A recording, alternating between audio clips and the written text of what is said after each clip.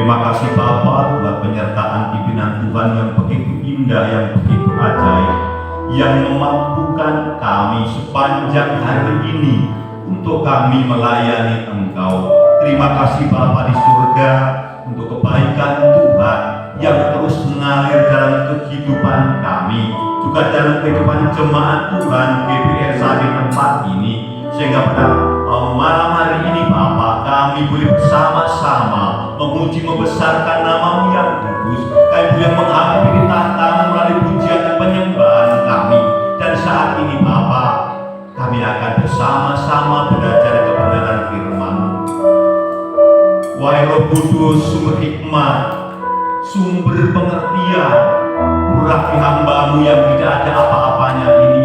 Sembunyikan kami dalam kuasa-Mu, kuduskan bibir mulut kami, sehingga sore hari ini, malam hari ini Bapa, kami layak untuk kami menjadi saluran berkat yang senantiasa menyampaikan isi hati Tuhan, yang membangun jemaat Tuhan di tempat ini, yang membuat jemaat Tuhan di tempat ini menjadi jemaat-jemaat yang militan, jemaat-jemaat yang terus bertumbuh menjadi jemaat-jemaat dewasa, jemaat-jemaat yang siap untuk melayani Engkau. Terima kasih Bapa di surga.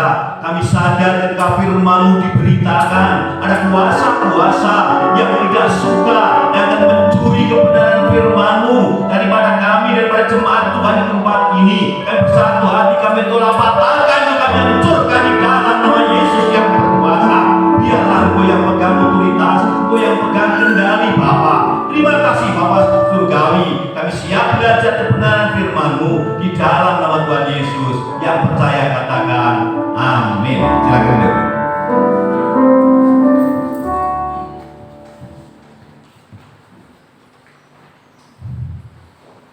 Puji Tuhan. Sore hari ini Tuhan masih izinkan kita untuk kembali kita beribadah kepadanya, untuk kita bersama-sama memuji, membesarkan nama Tuhan, menyembah Tuhan. Bahkan pada kesempatan ini kita akan bersama-sama mendengarkan firman Tuhan. Kita akan bersama-sama mempelajari firman Tuhan. Firman Tuhan yang menjadi tuntunan bagi setiap kita, anak-anak Tuhan, di dalam melangkah dalam dunia yang penuh dengan berbagai persoalan ini. Bapak Ibu saudara-saudariku yang terkasih di dalam Tuhan Yesus Kristus,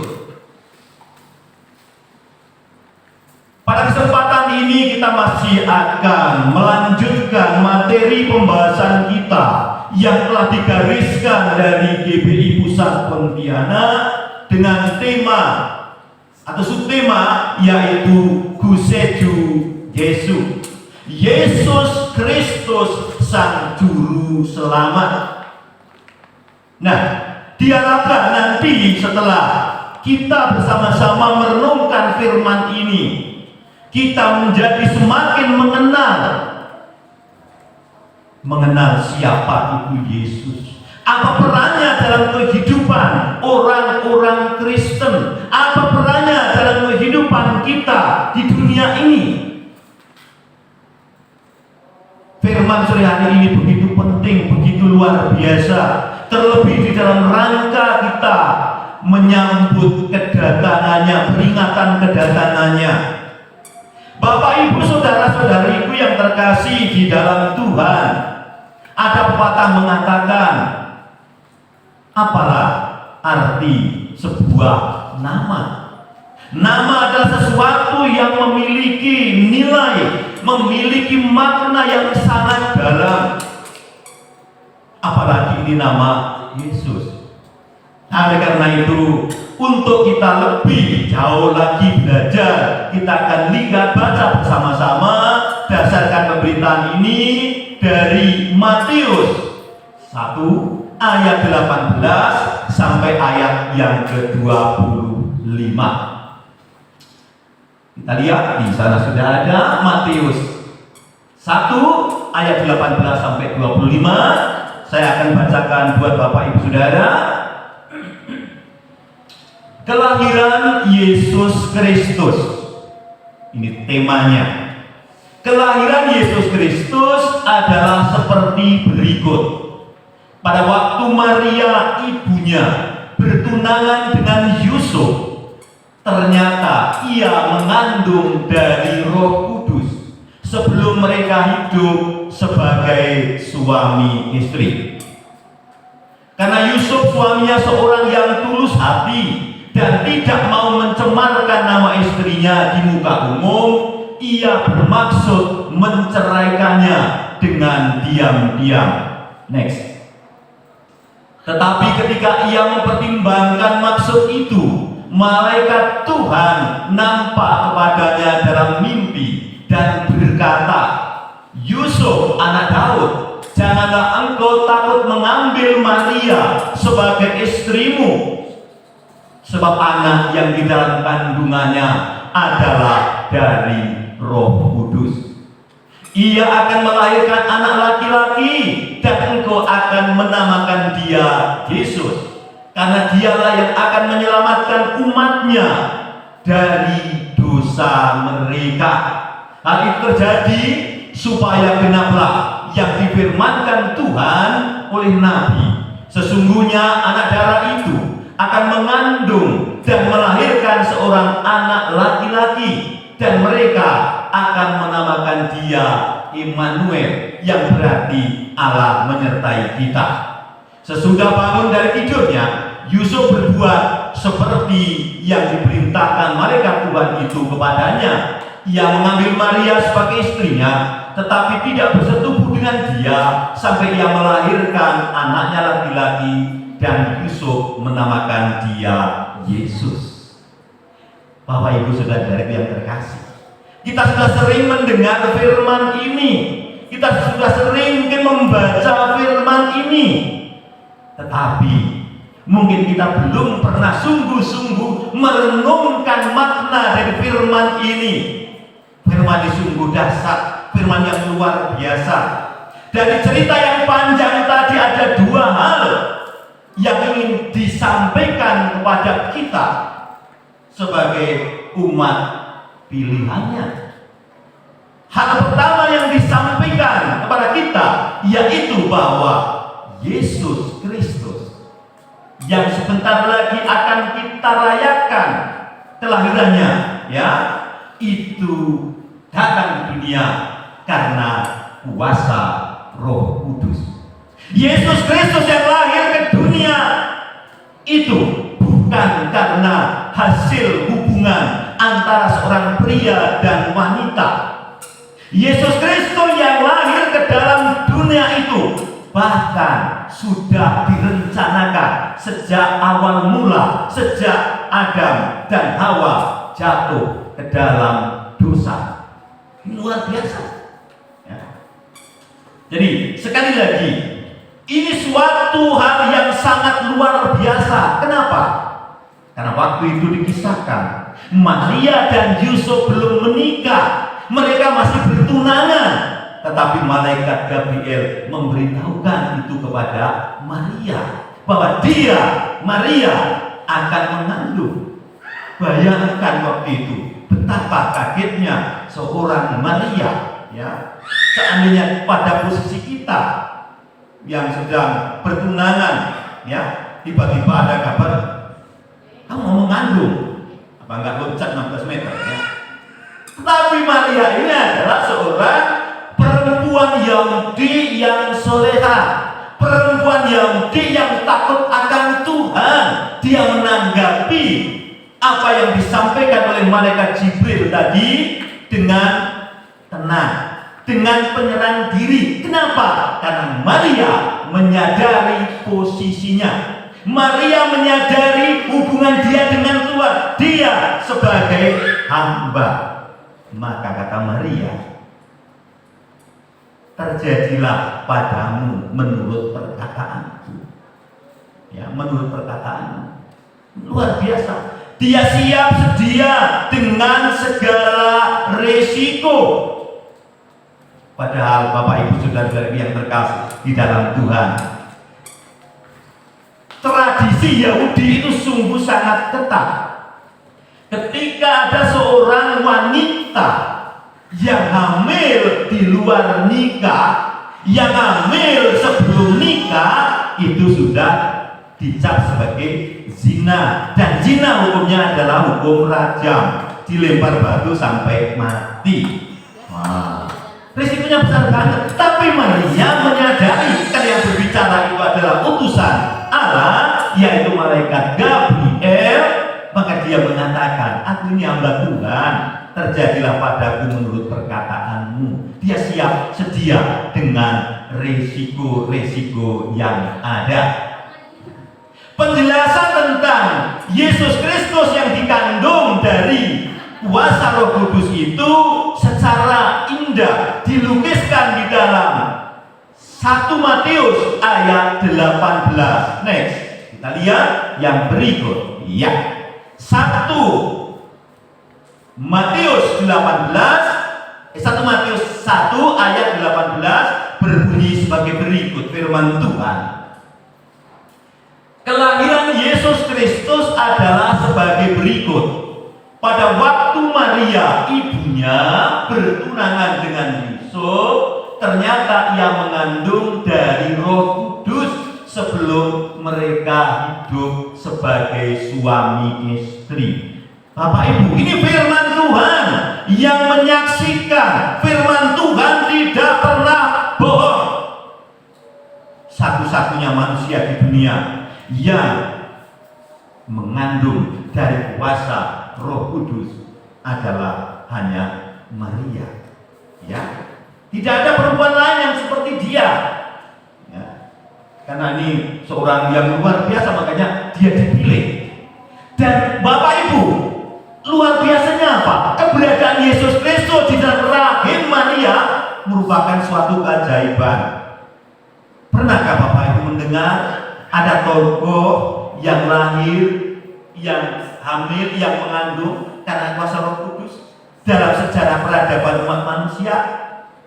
Sejauh sampai saya umur 56 tahun belum pernah. Ya. Satu-satunya hanya Maria tadi ya, hanya Maria. Nah ini luar biasa. Tidak ada alasan bagi kita untuk kita tidak mempercayai fakta ini. Sebagai orang yang dipilih oleh Tuhan, kita meyakini seyakin-yakinnya. Nah, seyakin-yakinnya akan peristiwa besar itu yang mengubah peradaban umat manusia. Ya. Nah, penjelasan yang sama juga dijelaskan di dalam Lukas 1 ayat 35. Next. Ya. Lukas 1 ya. Lukas 1 ayat yang ke-35 sama. Penulis Injil yang berbeda yang memberikan kesaksian yang sama. Lukas 1 ayat 35. Jawab malaikat itu kepadanya, Roh Kudus akan turun atasmu dan kuasa Allah yang Maha Tinggi akan menaungi engkau. Sebab itu anak yang engkau lahirkan itu akan disebut kudus, anak Allah. Ini kesaksian dari seorang penulis Alkitab yang sekali seorang tabib yang bernama Lukas. Ya kalau sekarang dokter loh, ya, memberikan kesaksian seperti itu. Ya, dia menulis tulisan yang terilham yang disebut dengan nama kitab suci, kitab Lukas, memberikan kesaksian bahwa benar Maria mengandung karena kuasa dari Roh Kudus, ya, kuasa Allah yang Maha Tinggi akan menaungi engkau. Makanya Yesus disebut sebagai yang kudus, anak Allah. Karena tidak ada alasan lagi untuk kita tidak percaya. Kalau yang ngomong itu bukan seorang ahli kesehatan, seorang dokter, ya mungkin kita masih ragu-ragu. Nah ini dokter loh, dokter pada waktu itu. Ya. Dan itu sesuatu yang tidak lazim. Kehamilan sebelum nikah. Maka Yusuf takut. Maka dia berusaha diam-diam untuk menceraikan Maria. Tetapi malaikat turun tangan memberitahukan kepada Yusuf tentang apa yang terjadi pada kehamilan Maria. Sehingga apa?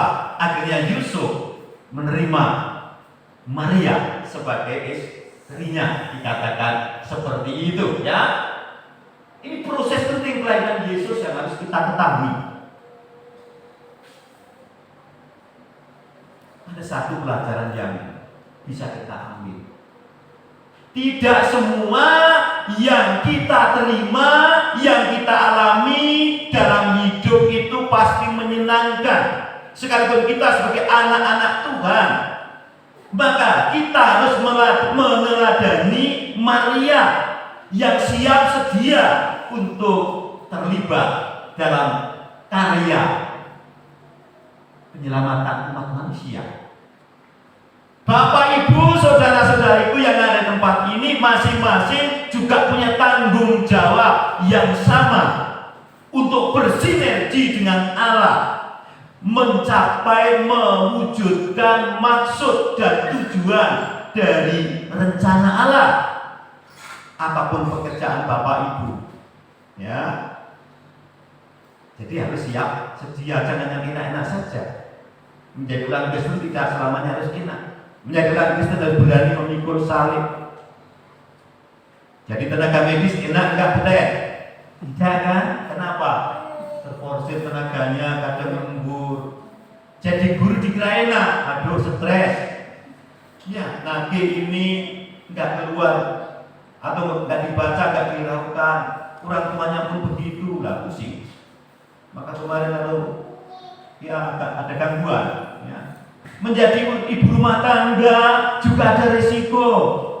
Suami dimasakkan nggak mau makan waduh. Menjadi suami sudah berusaha sekuat tenaga bekerja membanting tulang, istri masih menuntut. Tetangga sebelah goreng ikan asin, istri minta belikan ikan tongkol. Jadi ada risiko-risiko. Tapi kalau kita dalam Tuhan tadi, kalau kita menyadari posisi kita sebagai hamba, maka kita harus siap sedia. Ini pembelajaran yang luar biasa. Teladan dari Maria untuk kita hidup soleha, hidup kudus di hadapan Tuhan. Luar biasa. Oke.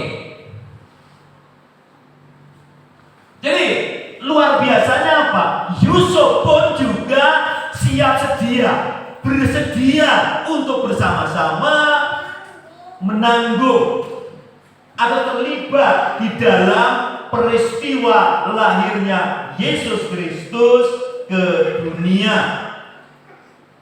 Maka Yesus Kristus disebut juga sebagai anak tukang kayu, karena karena Yusuf itu adalah seorang tukang kayu.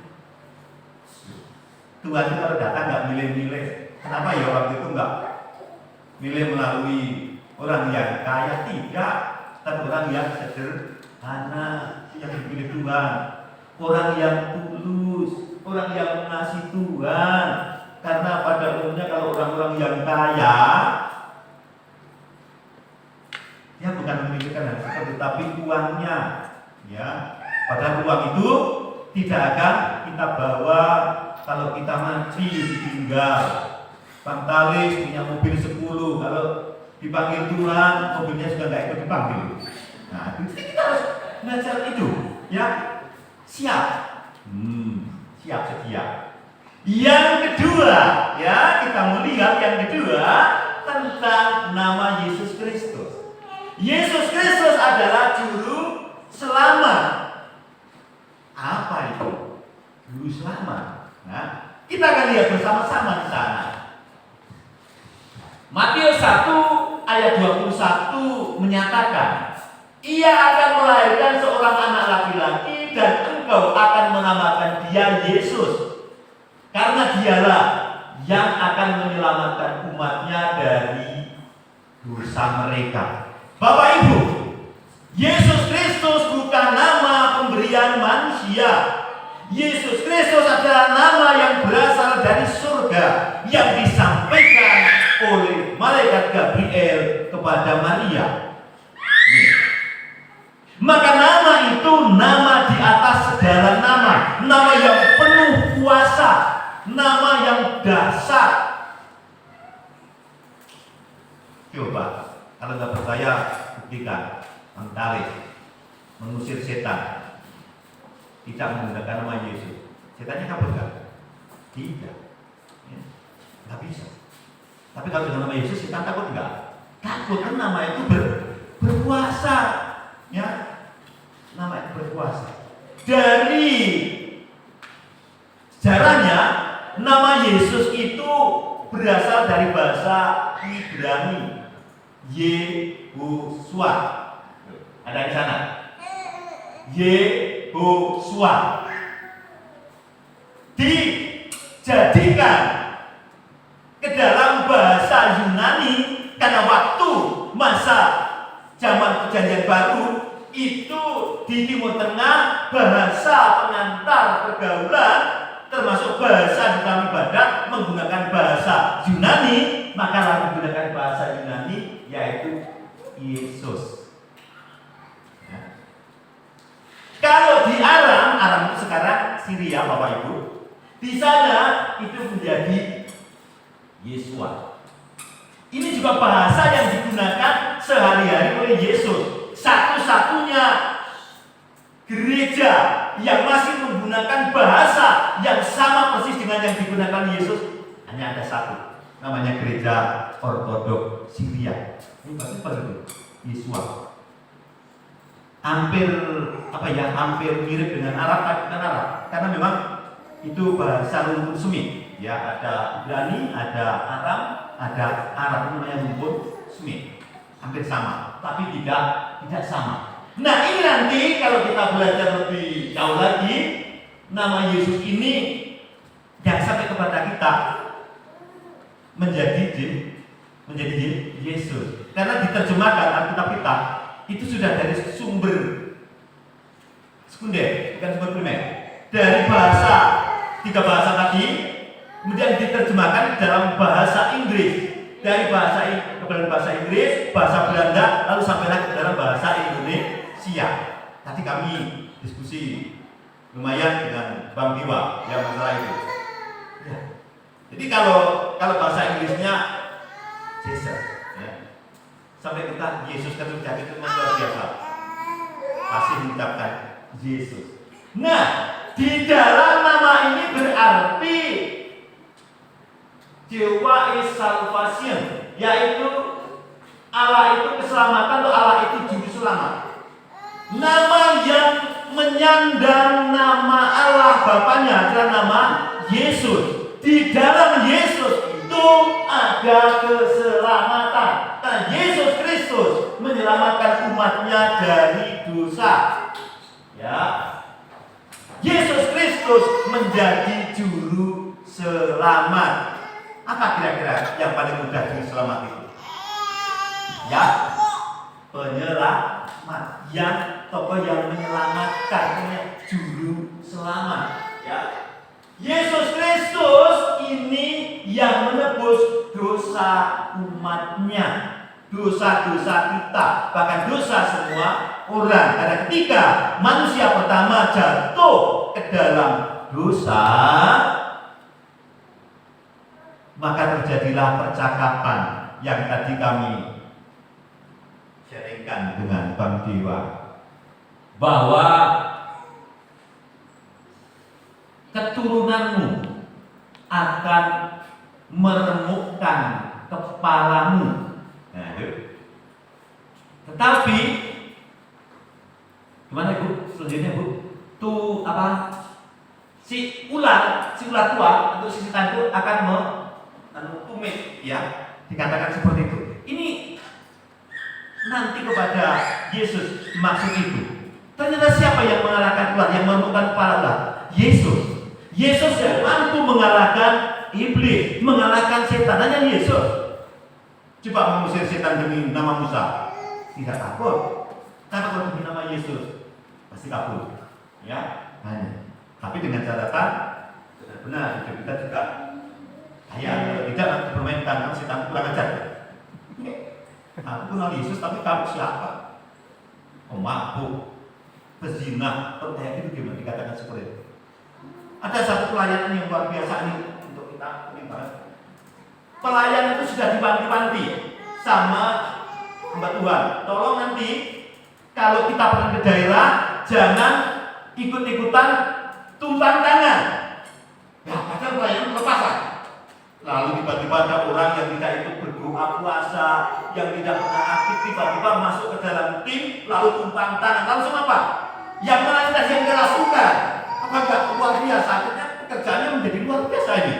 Ya, hamba Tuhan tadi selain melayani jemaat yang lain, malah timnya kerasukan setan. Jangan main dengan tumpang tangan. Wah, ini kita. Ya, bagaimana hubungan kita dengan Tuhan? Apakah kita beres hidupnya? Kalau beres, kita ada kuasa. Ya.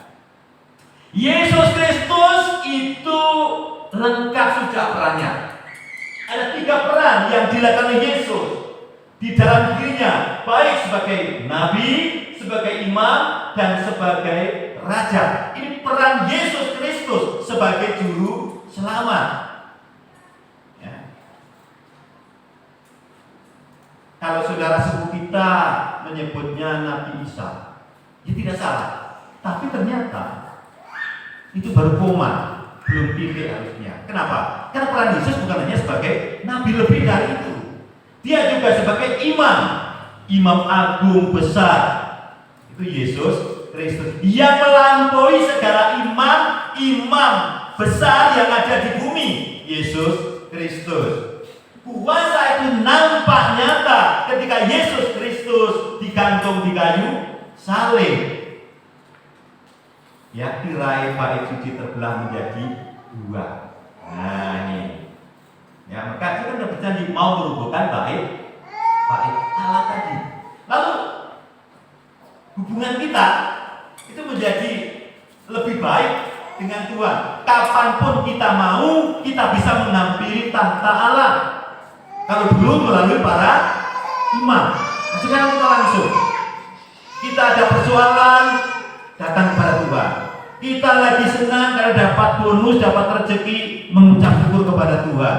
Kita sakit, mohon kekuatan Tuhan. Ya.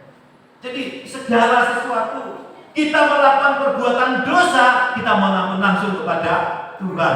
Jadi melalui jalan apa? Jalan tol. Ya, lebih cepat. Kalau dulu pakai perantara kayak gitu, ya, binatang yang harus disembelih. Kalau dalam kitab Imamat yang ada di sana. Nah itu. Ini tidak sekarang. Yesus memerdekakan kita luar biasa. Oke. Jadi Yesus Juru Selamat tadi merangkum 3 peran. Tadi Pak Dewa tanya, nggak salah Pak? Kok Yesus sebagai nabi? Perannya maksudnya ya. Terangkum dalam kata dari 3 Juru Selamat itu merangkum peran nabi, imam, dan raja. Nah, imam. Raja, kenapa Yesus sebagai raja? Ya memang Yesus raja, bahkan di atas segala raja. Berarti apa itu? Maharaja, Kaisar, rajanya raja. Nah, ini Yesus Kristus. Maka segala kuasa di surga dan di bumi akan diberikan kepada Yesus. Takluk kepada Yesus. Luar biasa. Bumi dan seisinya diciptakan oleh Dia dan untuk Dia. Siapa untuk Dia? Siapa? Yesus. Ya. Karena kisah penciptaan waktu itu berfirmanlah Allah, ya, baiklah kita. Kita itu berarti bukan satu orang, ada lawan bicara. Siapa itu? Sang Firman. Jadi apa itu? Bapa tadi menciptakan segala sesuatu yang ada di dunia melalui firman. perkataan. Berarti apa? Yesus itu ada bersama-sama dengan Bapa, tanpa awal dan tanpa akhir. Jadi yang awal dan yang akhir, Alfa dan Omega.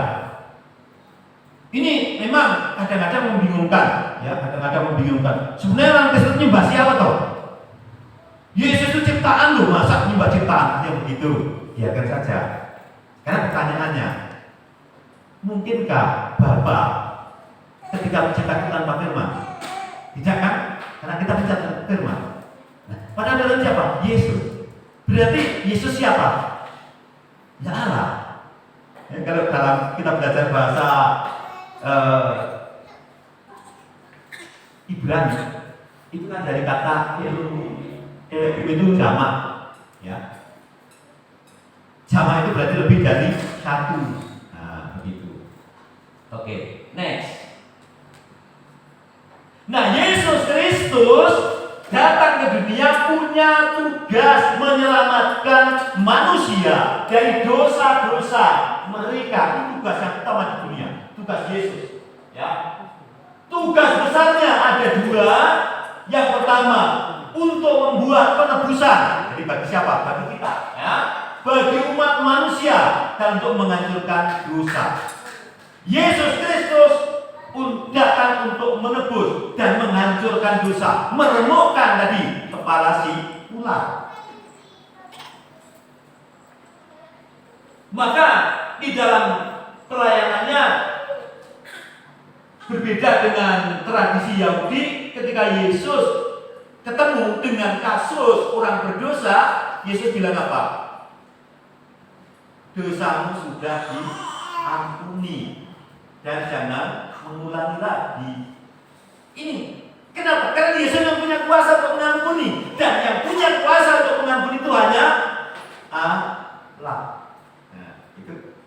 Ketika Maria Magdalena, ya, yang seorang pezina itu mau dirajam, Yesus bilang apa? Yang tidak pernah melakukan kesalahan boleh melempar yang pertama. Orang Farisi mana ada yang melempar? Kenapa? Karena semua manusia berdosa. Di dalam Roma 10 dikatakan semua manusia telah jatuh ke dalam dosa dan telah kehilangan kemuliaan Allah. Jadi jangan merasa sok suci kan gitu. Lalu mau menghakimi orang lain. Penghakiman hak siapa? Hak Tuhan, bukan hak kita. Ya, ini cara-cara Yesus. Dia punya kuasa untuk mengampuni, ya, menebus umat manusia dan untuk menghancurkan dosa. Menebus dalam artian apa? Karena begini, ketika Adam jatuh ke dalam dosa, maka semua keturunannya juga cacat. Ibaratnya nampan untuk membuat kue. Nampan itu luka. Kalau untuk cetak kue, kira-kira masih bekas lukanya itu tidak kue yang lain. Masih kan? Nah, seperti itu. Kisah dosa asal. Ini yang ditebus oleh Yesus. Ditebus untuk apa? Dipulihkan hubungannya dengan Bapanya. Maka Yesus menjembatani hubungan manusia yang berdosa dengan Bapanya melalui pengorbanan di kayu salib. Nah, ini akan menebus dosa. Dosa siapa? Bukan umat Kristen, ya. Dosa orang yang percaya. Kalau tidak menanggapi itu, ya tidak bisa. Ya, Kristen saja kalau tidak menanggapi itu nggak bisa. Jadi tidak banyak dicapai, tidak bisa. Oke. Yang kedua, melakukan pembebasan umatnya dari semua kuasa, dari kesalahan dan dari pencemaran dosa. Bapak Ibu, kita itu tidak ada yang sempurna. Kita tidak ada yang benar, betul? Tetapi kita dibenarkan oleh Tuhan. Beda loh antara kita benar dan dibenarkan. Kalau namanya dibenarkan itu semata-mata karena anugerah. Tapi jangan salah, sekali selamat tetap selamat, bukan itu maksudnya, ya. Nah, ini kan ada. Nanti kalau sekali selamat, kalau jadi orang Kristen tidak percaya, oh pasti selamat. Tidak. Yang tidak berbuat dipotong lalu dibakar. Nah, ini bagaimana? Jadi setiap orang Kristen selain percaya, karena percaya itu aktif, harus menghasilkan buah-buah roh. Tanpa itu potong bakar. Nah, siap dibakar? Kamu bayangkan panas nggak usah ya? Nah, berarti kita harus menghasilkan buah-buah roh. Ada damai sejahtera, ada kesabaran, ada kelemah lembutan, ada pengendalian diri, ada apa? Yang lain? Kasih, sukacita. Ini buah-buah roh. Setiap orang Kristen, setiap orang yang mengaku dirinya Kristen berusahalah untuk itu. Jangan mengejar bahasa roh. Bukan itu. Itu ibaratnya orang berburu rusa, dia tidak pakai ekor. Tapi ada kepalanya yang tidak kena. Apa? Yang paling utama? Kasih. Bahasa roh akan berakhir, nubuatan akan berakhir, tetapi kasih tetap untuk selama-lamanya. Orang Kristen harus menghasilkan kasih, harus mencerminkan kasih di dalam kehidupannya. Berdamai dengan diri sendiri, berdamai dengan sesama, berdamai dengan Tuhan. Jangan menjadi pendendam, enggak boleh. Karena itu akar kepahitan, dan akar kepahitan itu akan menghasilkan apa? Dosa. Selain dosa, penyakit apa? Kanker. Nah, hati loh. Kan baru saja berbicara, itu benar terjadi. Ada kasus, begini kasusnya. Ada seorang ibu masalah dengan orang, lalu orang tadi datang minta maaf. Langsung di depan dia, padahal sesama anak Tuhan. Mengatakan, sampai kapanpun aku tidak akan pernah memaafkan. Sudah akan kepahitan. Padahal dalam doa Bapa kami, ampunilah dosa kami, seperti kami pun mengampuni orang lain yang bersalah kepada kami. Itu doa pun nggak ada artinya. Kenapa? Terhambat. Ya. Jadi belajar untuk memaafkan. Marah boleh. Kenapa aku juga suka marah? Tapi kalau memang melihat hal yang tidak baik marah, tapi kita pernah dendam. Marahnya saat itu juga. Ayo menghasilkan buah-buah roh mulai hari ini. Kemarin malam saya sharing dengan ibu di rumah, ngerasani para pengerja di sini, dan rasanya yang baik ya. Jujur ini saya bukan mengangkat ibu, tapi ini benar-benar kami rasakan ya. Setelah saya sekian lama di GBI LSAD, itu kami melihat beda orang-orang muda yang terlibat pelayanan di sini dengan yang di luar sana. Apa? Bagaimana dia bersikap dengan orang tua, bagaimana dia bersikap dengan teman. Jadi luar biasa, memiliki kerendahan hati, memiliki sukacita. Jadi enak nyaman gitu loh. Saya dengan Cea Agustina, meskipun kadang-kadang kita berantem ya Cea, tapi tetap luar biasa dengan Moji, dengan kita saling mengingatkan dan menguatkan. Ini itu yang benar-benar rasakan. Ya, lalu kami sharing dengan ibu di rumah. Karena kami cuma bertiga, yang satu di depan, kami dia Boy Parno ya, mendengarkan saja. Bangga, ya. Maka jangan sakit hati ketika ditegur. Ketika hambanya menegur, ibu menegur, itu tanda kasih, siap dibentuk. Ya, bagus kalau salah juga harus ditegur. Ya, kalau bagus mengingatkan itu karena kasih. Nah, menghasilkan. Oke, yang berikutnya, pembebasan umatnya dari semua kuasa. Kuasa apa? Kuasa kegelapan. Kuasa sakit penyakit. Kuasa apa lagi? Sial. Kan? Adakah di sini yang pernah usaha sial terus? Dulu, nih, saya itu usaha macam-macam. Ya, kalau dibayangkan itu ya kan ya. Kita mikuli kayu belian 3 meter yang 10 20 enggak 10 20 dipikul. Sudah berapa puluh enggak dibayanglah. Itu di Kalimantan Selatan, ya ampun. Kami kerja sampai Kalimantan Tengah, enggak dibayar murah. Sial pokoknya adanya itu. Karena apa? Masih tadi ada kuasa-kuasa yang mengikat tadi. Ya. baru tahu setelah jadi orang Kristen benar-benar. Nah, setelah mengalami keputusan itu rezeki langsung kayak ngalir. Pertama doa didoakan, terus pengakuan dosa, waktu itu ditulis apa yang pernah dilakukan, maklum lah sama semoga luar biasa ya. Lalu ditulis mohon pengampunan di hadapan Tuhan, lalu apa? Dibakar itu, waktu dibakar kertas-kertas yang dibakar itu tanda sudah pertobatan. Tidak lama kemudian ada penerimaan CPNS. Kami daftar langsung diterima. Yalah, itu luar biasa tahun 2000, pas umur 35 tahun tuh, bayangkan. Sudah batas akhir. Langsung lolos. Itu senangnya luar biasa. Itu kalau hidup kita dibereskan. Jadi jangan tertipu oleh kuasa-kuasa kegelapan. Anakku itu loh yang di belakang, Krisna. Bagaimana suka dukanya hidup di Kalimantan Selatan.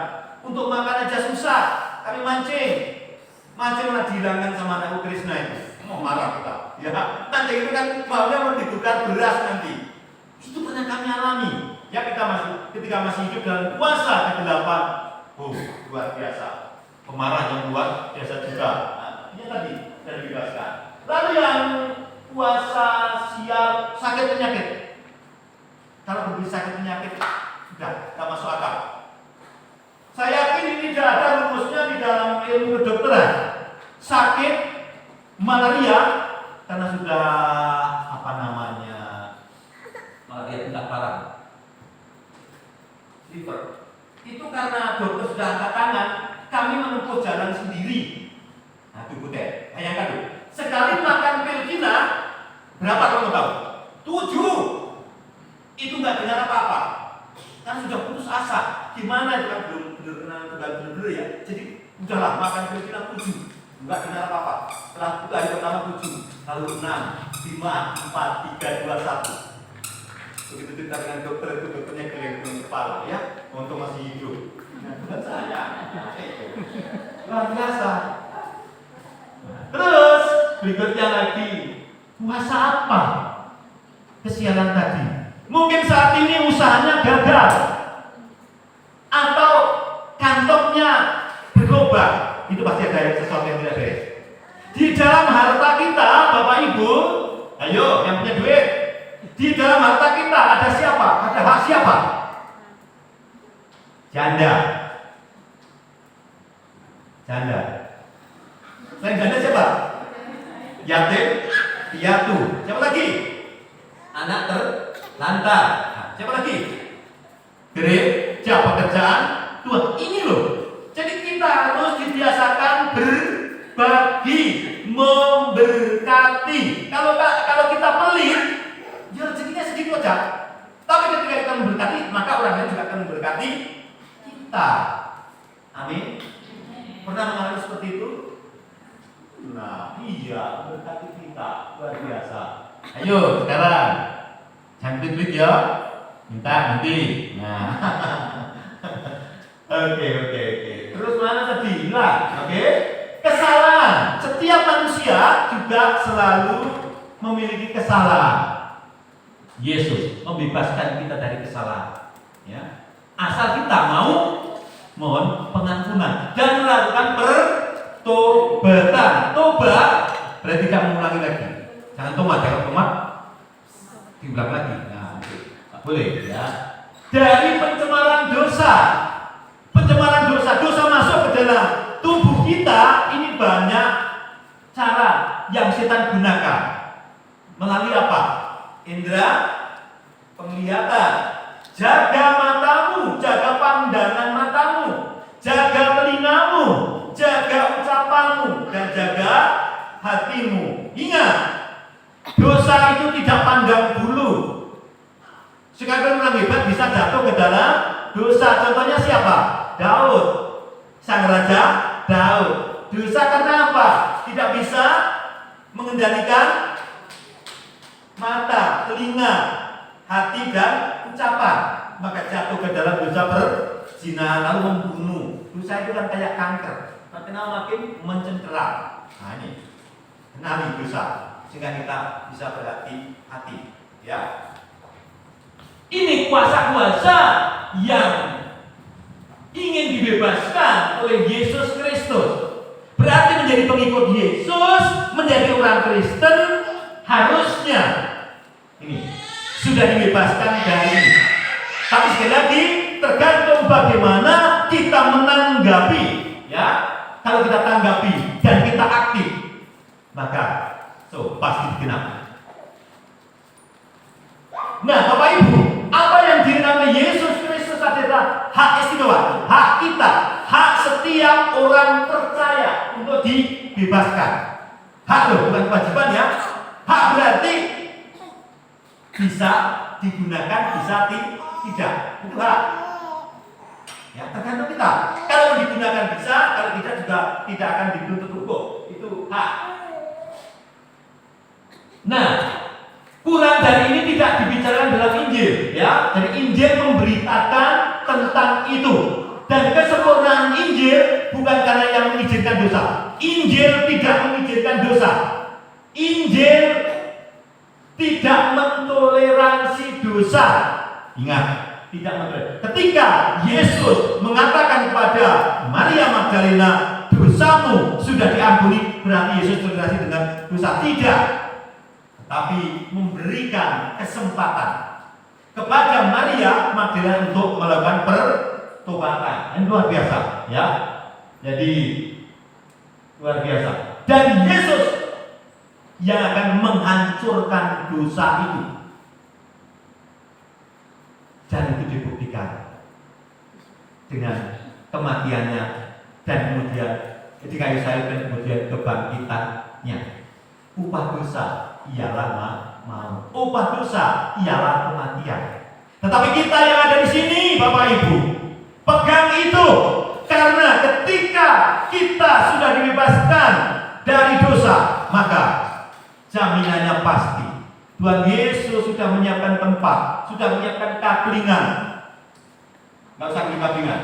Tuhan Yesus sudah menyiapkan kaplingan di surga nanti untuk kita semuanya. Dan di sana kita tidak bekerja. Kata Alkitab bukan kata Pak Agus. Tugas kita hanya apa? Melayani, memuji dan menyembah Tuhan. Maka mumpung masih ada kesempatan, ayo sama-sama belajar. Apa? Memuji dan menyembah Tuhan. Pak Agus yang sudah 56 tahun aja masih belajar bermain gitar. Tidak apa-apa. Pokoknya nggak mau tahu. Masuk YouTube loh. Ya biar aja, maksudku itu pada biar ada komen, oh ini salah gitu, salah kan kita bisa memperbaiki, tapi nggak tahu, apalagi itu nggak komen-komen. Nah itu, kita mau belajar sampai kapanpun, karena belajar itu seumur hidup. Ketika kita masih ada kehidupan, kita akan terus belajar. Kesimpulannya sekarang, next, proses kelahiran Yesus itu adalah suatu proses yang ajaib, yang dasar, yang tidak pernah akan terulang dalam peradaban umat manusia. Kenapa? Yesus lahir bukan karena hubungan suami istri, tapi karena kuasa Roh Kudus. Yang kedua, di dalam nama Yesus, ya, ini luar biasa nama Yesus, karena nama itu berasal dari surga. Dan di dalam nama Yesus itu ada makna yang luar biasa, yaitu keselamatan atau Allah itu juru selamat. Nama yang menyandang nama Bapaknya, ya, itu nama Yesus, dan itu dinyatakan oleh Gabriel, ya. Yang ketiga, Yesus akan menyelamatkan umatnya dari 3 hal: kuasa dosa, ya. Dosa tadi yang kita sudah lihat tadi, ada beberapa, ya.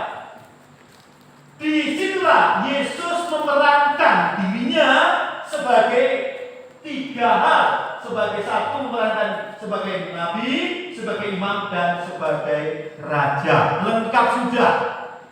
Tidak ada tokoh di dalam seluruh Alkitab yang memiliki peran yang sama seperti Yesus, yang merangkum 3 peran nabi, imam, dan raja.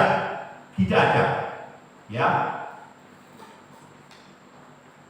Daud nabi bukan? Nabi. Daud raja bukan? Ya. Daud imam bukan?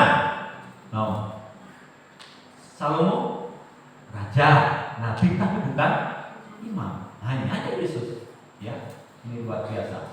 Oke.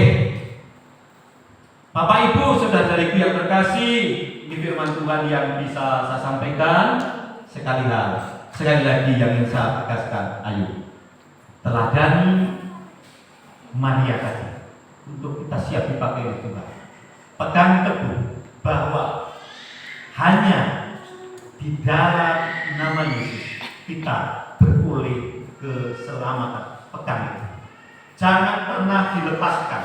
Jangan pernah engkau tukar dengan apapun. Dengan harta tidak, dengan tahta tidak, dengan wanita juga tidak. Tahu maksudnya? Dengan harta, dengan kekayaan, dengan tahta, baik dengan kedudukan, dengan wanita, baik dengan pasangan hidup. Tidak. Jangan gadaikan Yesusmu itu. Kan dia mengasihi kita. Ayo, ubahkan. Bangun roh kita untuk kita terus setia. Akan setia sampai akhir. Amin. Saya undang untuk ke depan.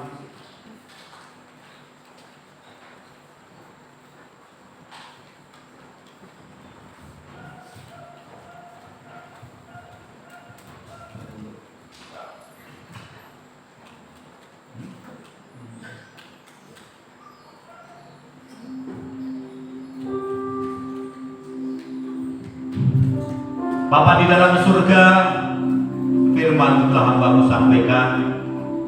Kami yakin yang percaya firman-Mu tidak akan kembali dengan sia-sia. Kami rindu Bapa firman-Mu meteraikan di dalam setiap hati jemaat-jemaat Tuhan yang saat ini hadir bersama-sama dengan kami.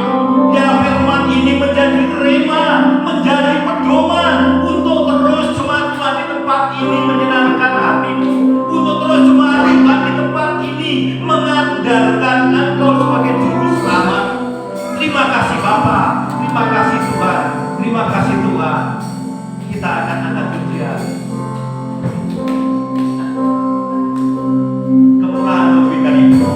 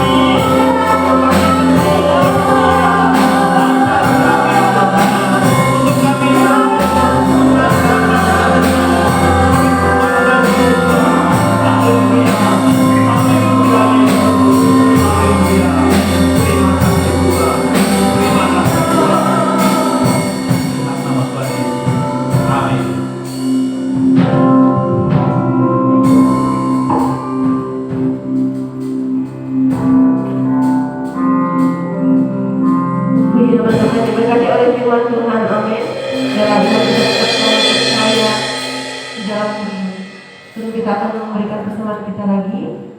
Kita akan melihat dan mendengar mendengarkan pengumuman sepekan kepada multimedia dipersilakan.